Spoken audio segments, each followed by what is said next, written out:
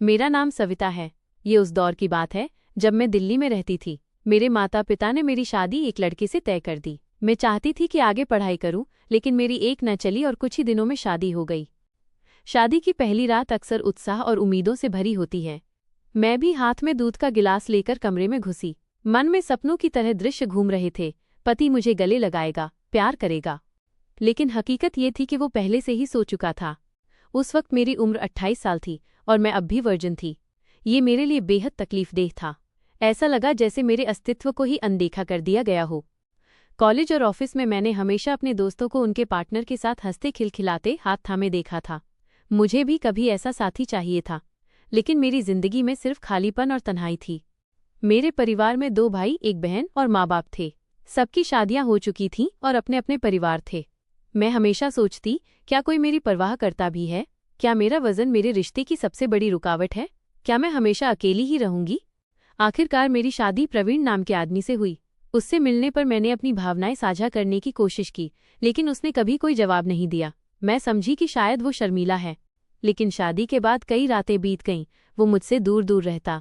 न कोई बात, न कोई स्पर्श। मेरी सारी उम्मीदें टूट रही थीं। एक दिन मैंने हिम्मत करके सीधे पूछा, क्या आप मुझे पसंद नहीं करते? आखिर आपकी समस्या क्या है?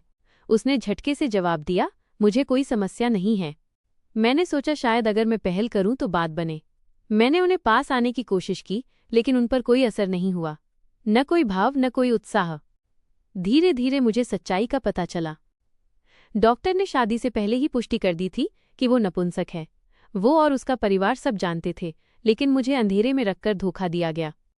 जब मैंने ये जान लिया तो उन्हें शर्मिंदगी महसूस हुई, लेकिन कभी अपनी गलती स्वीकार नहीं की।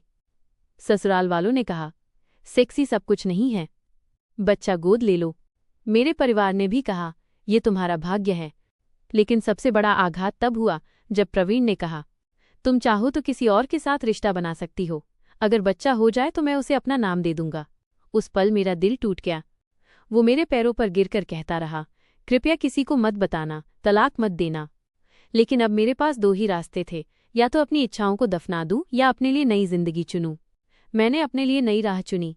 मैंने उसका घर छोड़ दिया। माता पिता ने मुझे स्वीकार नहीं किया, पर दोस्तों ने सहारा दिया। मैं एक लेडीज हॉस्टल में रहने लगी और नौकरी ढूंढ ली। धीरे धीरे मेरा जीवन पटरी पर आया। मैंने कोर्ट में तलाक की अर्जी दी।